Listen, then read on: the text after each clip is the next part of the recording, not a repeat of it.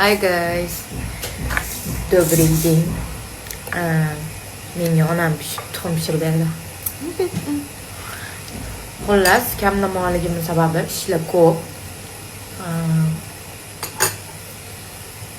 Bizneslar, yugurlar. Keyin bitta temani ko'tarmoqchi edim.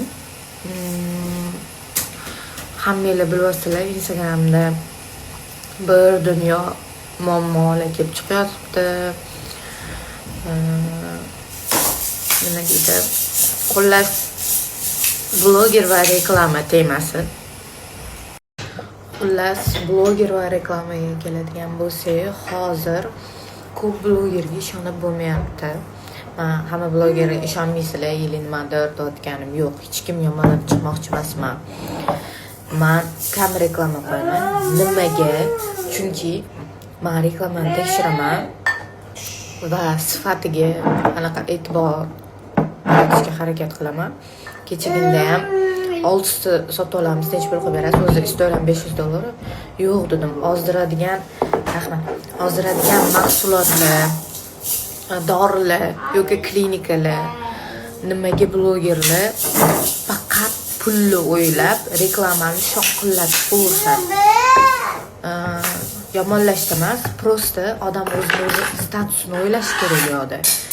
Keyin dalshi shu reklamani qilgandan keyin zarari sizlarga. Hozirgi blogerlarning maqsadi Instagramga kirish, reklama olish va pul topish.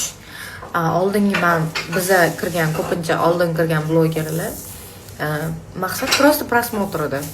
Endi hozir prosmotr biznes bo'lib ketgan, lekin hamma blogerlarga, eshitayotgan blogerlarga обязательно reklamalarni olayotganinglarda sifatiga, kimligiga, nimaligiga e'tibor beringlar. Agar klinika bo'lsa, kim operatsiya qilgan, eski patsientlar nomerini beringlar, men gaplashaman deyishinglar shart.